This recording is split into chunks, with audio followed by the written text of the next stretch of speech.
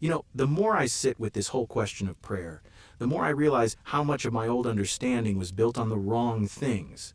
And it all started simply just a small comment someone made yesterday. He said, "Wow, Pastor prayed such a powerful prayer, really anointed." And I don't know why, but that sentence wouldn't leave me. It followed me into the night, into the quiet, into my heart.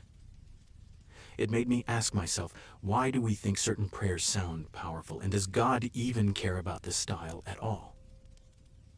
That one question opened the whole thing. It pulled me in. It made me pause. It made me contemplate. And suddenly I began to see something I honestly never saw this clearly before. I realized we have confused two very different worlds. The way Jesus spoke to sickness, storms, demons, paralysis, that was authority. That was ministry. That was confrontation. Be healed. Come out. Peace, be still. That was never prayer. That was never how he communed with his Father. But when he turned to the Father, everything changed. The tone softened. The heart opened.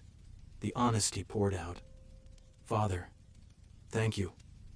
Father, my soul is troubled. Father, if possible, take this cup. Father, into your hands I commit my spirit."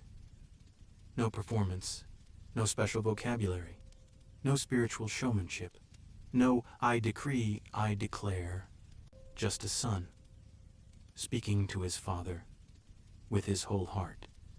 And when I saw that, something hit me very hard. Somewhere along the way, Christians blended these two different languages into one. And that's where confusion began. That's why praying sometimes feels like performance. That's why some people feel inferior when they hear powerful prayers. That's why many people don't even dare to volunteer to pray. They think their words are not spiritual enough. But when I look at Jesus, he prayed like a child. He prayed like someone who knew the Father was listening before he even spoke. And the real shock came when I realized this. The people who pray the loudest, smoothest, most powerful sounding prayers are not always the ones whose hearts are transformed. I have seen people who can pray with beautiful vocabulary, perfect Bible phrasing, even atmosphere-changing tones, and yet their character remains the same. No softness, no love, no humility, no transformation. That made me step back and ask, what is the prayer God actually listens to? And slowly, gently, painfully, beautifully, I began to see that God listens to the heart, not the performance.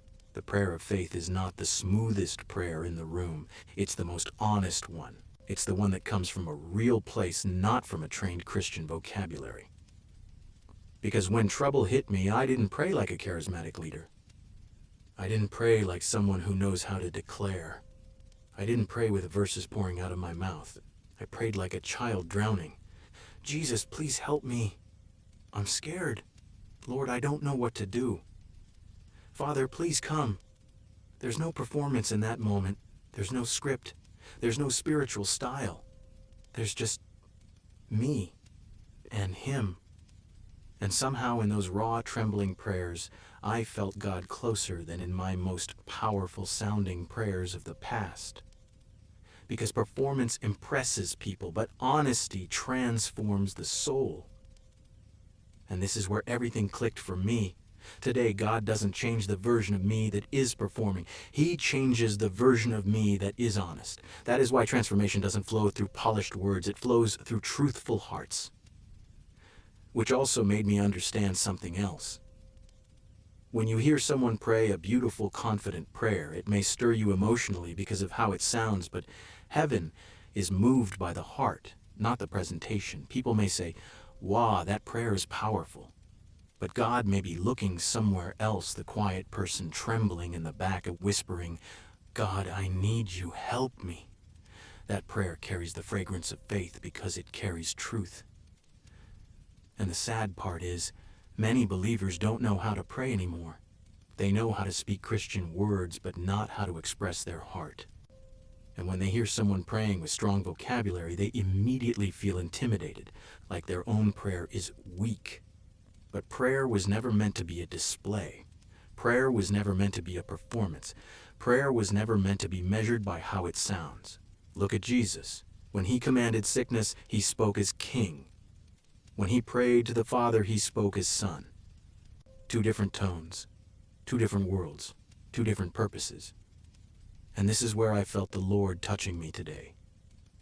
Real prayer is the place where I stop trying to pray like a leader and I start talking like a child.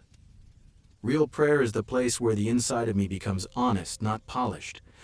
Real prayer is the place where I stop performing faith and start surrendering my heart. Because Jesus didn't teach us to pray with charisma. He taught us to pray with honesty. He didn't teach us to pray with perfect words. He taught us to pray with trust. He didn't teach us to pray to impress people. He taught us to pray to commune with the Father. And I don't know why, but seeing this today brought so much clarity, so much freedom, so much conviction into me.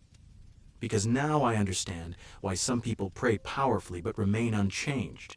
They are using prayer as expression, not communion. They are using prayer as performance, not transformation. And they are praying their style, not their heart. But the one who comes broken, the one who comes trembling, the one who comes sincere, the one who comes without pretending, that is the prayer heaven bends toward. When Jesus prayed, he did not hide his struggle. He wept. He groaned. He surrendered. He opened his heart fully to the Father. And that is the prayer that transforms the soul. That is the prayer that shapes the inner man. That is the prayer that sanctifies. Today I just see it so clearly. The true prayer of faith is not about sounding like a giant. It's about coming like a child. It's not about the strength of my tone. It's about the truth of my heart. It's not about the creating atmosphere. It's about entering communion. It's not about confidence in my words. It's about confidence in his heart. And somehow today, I feel myself returning to that simplicity again, the simplicity of a child who talks to his father honestly. The simplicity of a wounded soldier who drops his armor in the presence of the one who heals him. The simplicity of a son who knows that the Father listens not because his prayer is strong, but because his heart is true. This is the revelation resting in me today. This is the truth I want to live from, and this is the way I want to pray again. Not as someone who knows the right words, but as someone who knows the Father,